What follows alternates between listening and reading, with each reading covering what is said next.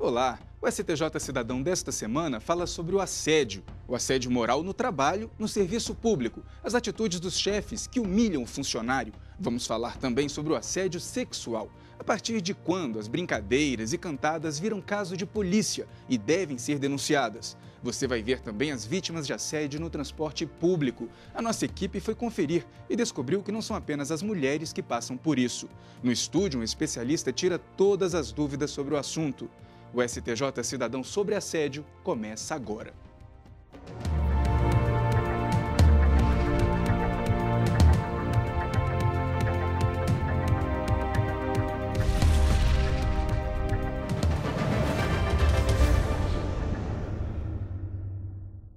Assédio, a expressão tem sido usada com frequência. O moral é aquele em que uma pessoa é exposta a uma situação constrangedora, humilhante. Já o sexual começa com cantadas que parecem brincadeira, mas que no fundo, tem uma intenção a mais por parte do assediador.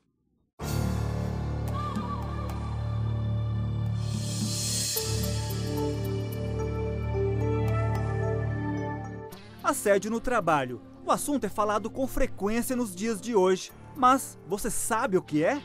Tudo aquilo que constrange, a pessoa, passa de um limite que há um constrangimento realmente da pessoa, que a pessoa realmente se sente ameaçada, Tem vítima do assédio moral que evita falar do assunto. Já passei e continuo passando. Como é que é? A pessoa fica totalmente desprotegida, ela fica inútil, porque às vezes a gente não tem a quem recorrer. Na prática, o que caracteriza esse ato? Existe diferença do assédio no serviço público e na iniciativa privada? Os fatores que configuram assédio moral são os mesmos da iniciativa privada, São atitudes reiteradas de uma ou mais pessoas que implicam em menosprezar o funcionário, humilhar, cobrar mais do que ele é capaz de produzir. Existem várias atitudes que podem caracterizar o assédio moral. Não só ações, como omissões também. Muitas vezes o assédio se dá pelo silêncio. Tem também o assédio sexual. São cantadas insinuações com o objetivo de obter alguma vantagem sexual. Muitos assediados, principalmente as mulheres, sofrem calados, não denunciam. Inclusive porque, em alguns casos, no início, pensam que se trata de uma brincadeira, sem maldade ou segunda intenção. Tem ainda as vítimas que preferem o silêncio, por vergonha ou até porque se sentem culpadas pelo abuso. Esta servidora, que não quer se identificar, conta que viveu momentos difíceis no trabalho. Ela foi assediada pelo ex-chefe. No começo, não achou que ele seria capaz, até que um dia... Aí eu corri, nesse dia foi desesperador, porque eu nem falei nada, fiquei estática, fui direto lá e falei, eu preciso sair aqui agora. Eu preciso sair, falei de novo com o secretário, falei, me ajuda, eu tenho que sair. Ele falou, não, você tem que tirar essas férias aí, que eu não tenho como te mudar de setor agora, não tem lugar para te colocar. Aí eu peguei e fiquei sem saber o que é que eu fazia, voltei, aí pronto. Quando dava a hora de trabalhar, eu não sabia qual era a roupa que eu ia escolher para ir trabalhar, você tem uma ideia. Não sabia qual era a roupa que eu colocava, porque para mim toda roupa que eu colocava parecia que eu estava vulgar, que eu comecei a me sentir uma pessoa extremamente vulgar. Foi durante uma reunião de trabalho que ela tomou coragem e resolveu falar em público. Nessa reunião foi pautado o assédio. Rapaz, eu fiquei escutando aquela pauta toda, aí de repente eu peguei no meio dessas mulheres todas, dos outros setores todos, eu peguei e falei, eu estou sendo vítima, porque foi tipo um grito, que eu dei. Falei, eu estou sendo vítima, sim, de assédio. Eu estou passando por isso. Eu sou uma mulher negra e estou passando por isso agora. Eu estou passando por assédio sexual no meu trabalho. A prática é crime. Em setembro do ano passado, o Superior Tribunal de Justiça reconheceu que o assédio moral e o sexual são contrários aos princípios da administração pública e se enquadram atos como improbidade administrativa. Essa condição de superior hierárquica para obter vantagem ou ter favorecimento sexual, além de ser considerado crime, pode ensejar numa pena prevista de 1 até 2 anos de detenção. O que é diferente ao assédio moral, que não é previsto como crime, o assédio moral, mas, todavia, pode ser considerado como o assédio moral como infração administrativa. Um dos processos julgados pelo STJ foi de um professor de Santa Catarina. Ele perdeu o cargo depois de assediar sexualmente uma aluna em troca de boas notas. Os ministros da segunda turma mantiveram a condenação estabelecida pela instância inferior.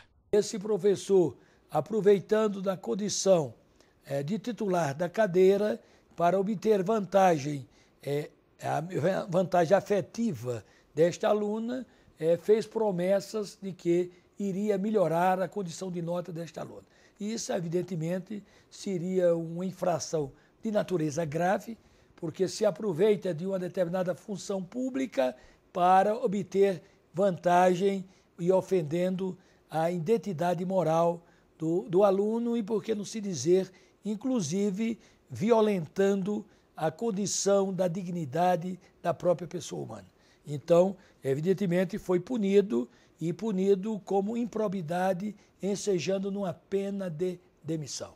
Não existe uma estatística de quantas pessoas foram vítimas de assédio no serviço público, mas especialistas acreditam que não são poucas. Os números oficiais, de acordo com a procuradora, só vão surgir quando as vítimas criarem coragem e falarem, e tomarem providências contra o assediador. A pessoa que for vítima de uma conduta assediadora deve, em primeiro lugar, buscar apoio dos próprios colegas, tentar criar uma rede de solidariedade e enfrentar esse assédio, enfrentar o assediador. Se isso não resultar, não tiver um resultado positivo e continuar a atitude de assédio, ela deve fazer denúncias, deve denunciar o sindicato, deve denunciar o Ministério Público. Se for mulher, pode denunciar na delegacia da mulher, pode entrar com ação, diretamente na Justiça do Trabalho, reunindo provas desse assédio. Muitas vezes o assédio é difícil de ser comprovado porque ele precisa de documento que dificilmente tem ou prova testemunhal. Isso violenta o próprio Estatuto do Servidor Público e, porque assim também não se dizer, ele fere os princípios maiores da Constituição Federal, que é com relação ao respeito e à dignidade da pessoa humana.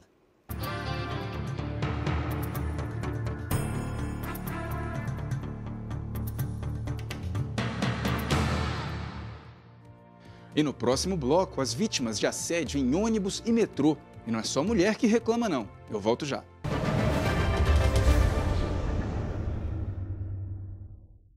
Você está sempre conectado ao Facebook? Nós também. Atualizamos a página do STJ o tempo todo. Fotos, ilustrações, vídeos, dicas sobre direito e cidadania para você ficar ligado ao que acontece aqui e no mundo. A página do STJ no Facebook conecta e informa. Com uma linguagem simples, descontraída, bem-humorada, conquista milhares de seguidores a cada dia e já chegou a mais de 1,5 milhão de pessoas. Somos o maior tribunal no Facebook.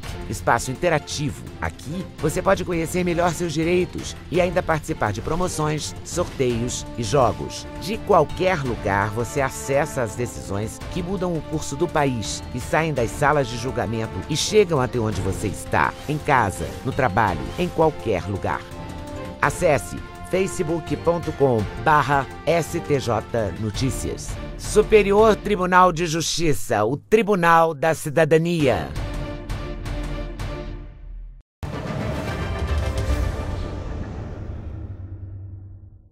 Não há dados oficiais, nenhum relatório aponta o número exato de vítimas. Mas uma coisa é fato, o assédio sexual no transporte público existe. São pessoas que se aproveitam das vantagens que o ambiente apertado oferece para agir.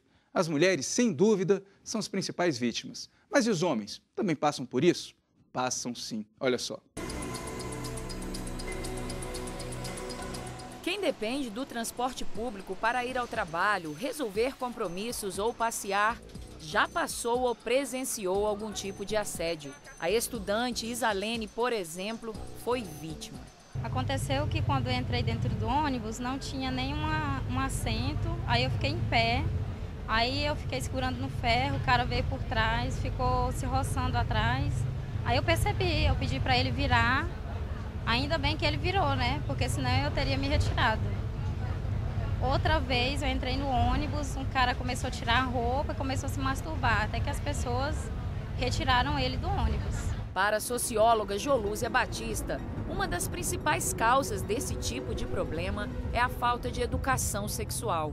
A educação sexual é um conflito hoje na sociedade brasileira porque tem percepções conservadoras, religiosas, que estão pautando um debate para não se fazer isso, não se falar sobre isso. Acho que isso é uma observação importante. Então é ter educação sexual mesmo nas escolas, falar sobre igualdade de gênero, dizer que homens e mulheres têm direitos iguais, que o corpo da mulher não é um território livre para os homens fazerem o que quiserem. Então é esse tipo de debate. É enfrentar o machismo, falar sobre isso abertamente. E como esse assunto é tratado em outras partes do mundo? A gente fez um levantamento, em outros países existe. E são países, inclusive, com culturas complicadas como a nossa. Por exemplo, você tem o Japão, você tem a Índia, você tem a Indonésia, Malásia, países, Filipinas, países com estratificação social, com diferença de sexo, com culturas assim muito arraigadas também numa perspectiva religiosa. Então acho que isso é uma questão interessante, até para observar. Você não vê isso em países da Europa, por exemplo, né? Não temos registro dos Estados Unidos, mas são questões interessantes para se pensar. Países com uma cultura muito demarcada em cima do sexismo, com diferença de comportamento entre homens e mulheres, aí tem um vagão específico, né?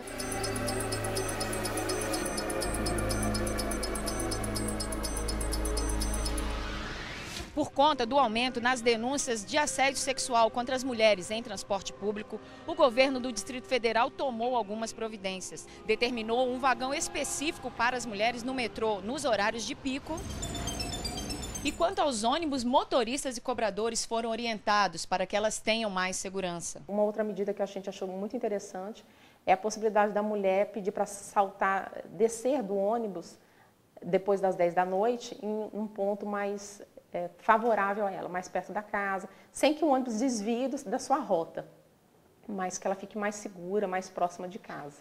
De acordo com a ONG SaferNet, uma pesquisa feita desde 2007 registra que as mulheres brasileiras têm opiniões diferentes quanto aos vagões no metrô destinados a elas. 54,1% delas nunca usaram vagão exclusivo, contra 45,9% que já fizeram uso. 42,12% são favoráveis, contra 40% que acham que isso gera segregação entre homens e mulheres. Quase 8% acreditam que essa medida não resolve o problema. E 5,45% das mulheres que foram ouvidas consideram a iniciativa boa e necessária.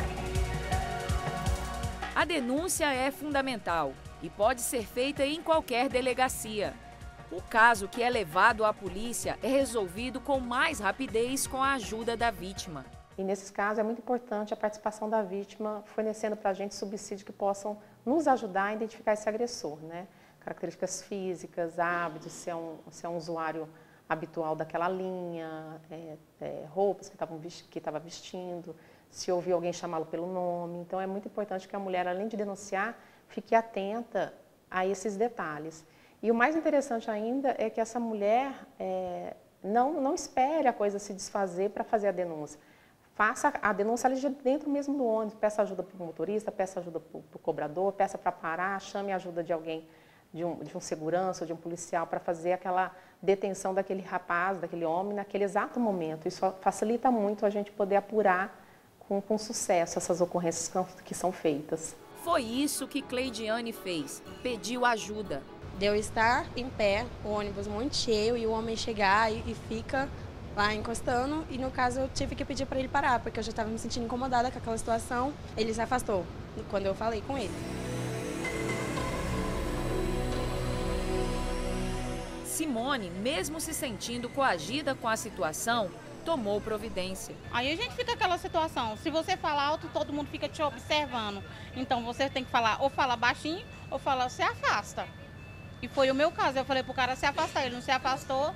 Aí a gente estava passando em frente à Coca-Cola que vai na pista para Goiânia. Eu falei para ele, se ele não afastasse de mim, eu ia falar pro motorista parar no posto policial.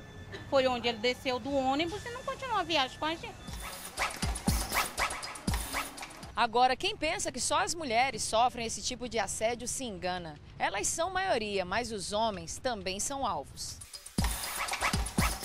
No ônibus de Planaltina, o ônibus estava vazio e ele foi enchendo, e nisso a moça se aproximou, né? E no que aproximou, ela foi se encostando, até que chegou o ponto que ela ficou na minha frente.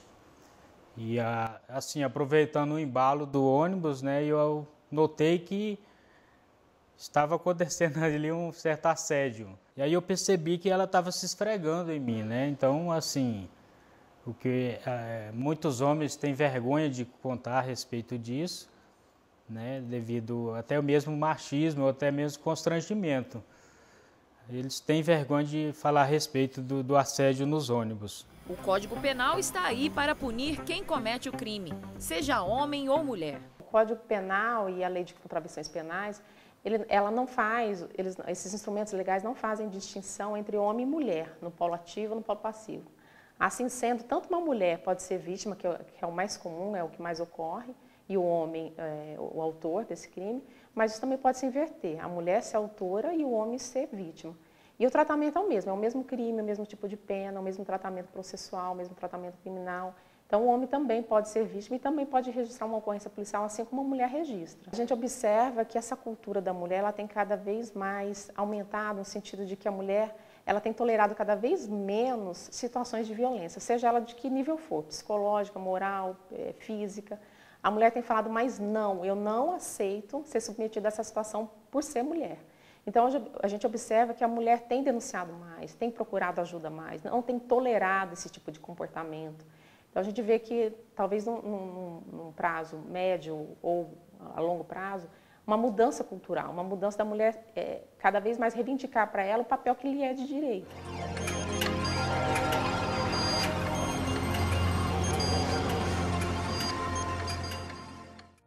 E daqui a pouco, uma entrevista no estúdio tira as dúvidas da população sobre o assédio. Não saia daí.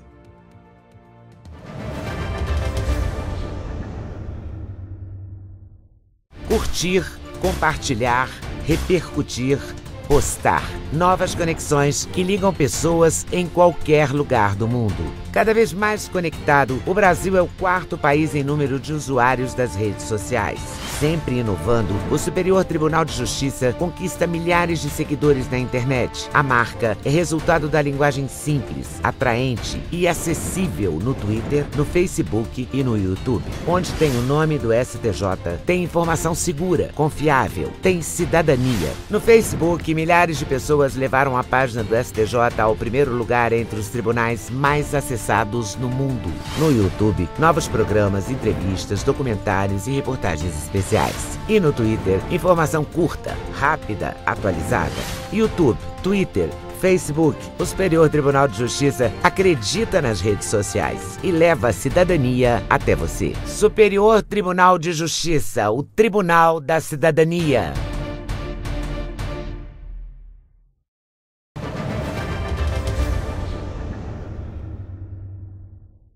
O STJ Cidadão recebe aqui no estúdio o pesquisador e doutor em Psicologia Social e do Trabalho, Vanderlei Codo. Professor, muito obrigado pela participação. O assunto assédio, ele traz sempre muita polêmica, muito debate na sociedade. A gente pode dizer que sempre houve, que faz parte, é uma característica do comportamento humano e da nossa sociedade? É sim, é uma característica, tanto se você pensar a nível do indivíduo, quanto se você pensar a nível das normas e das regras sociais, né? É eterno, sempre você tem notícias do que hoje a gente chama de assédio. A novidade é que você teorizou, você colocou parâmetros, você fez pesquisas a esse respeito e você começou a tratar como um fenômeno particular. Antes você podia falar em ofensa. É um fenômeno onde você tem controle, onde você tem a questão da dominação, onde você tem a questão da submissão e das diferenças que vão ocorrer entre as pessoas. Há pouco tempo que a gente vem chamando isso de assédio. E a gente tem algumas dúvidas da população sobre o assunto. A primeira delas é a do Roberto. Vamos a ela. Bom, gostaria de saber a seguinte coisa: até que ponto se caracteriza o assédio moral? Até que ponto a cobrança do chefe, se ela se direciona a um determinado funcionário, foca em um determinado funcionário, se isso é caracterizado como assédio moral? Pois é, qual é o limite, né? Pois é, deixa eu te dar um exemplo. A tua pergunta é boa. Deixa eu te dar um exemplo do que aconteceu no futebol.